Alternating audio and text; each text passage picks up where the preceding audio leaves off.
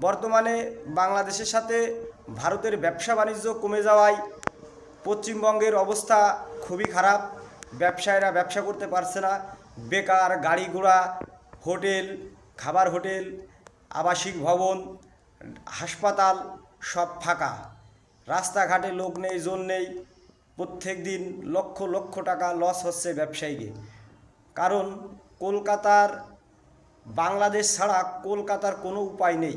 একমাত্র বাংলাদেশের অর্থনীতিতে বেঁচে থাকে পশ্চিমবঙ্গ। বাংলাদেশ ছাড়া পশ্চিমবঙ্গ, কলকাতার কোনো উপায় নেই।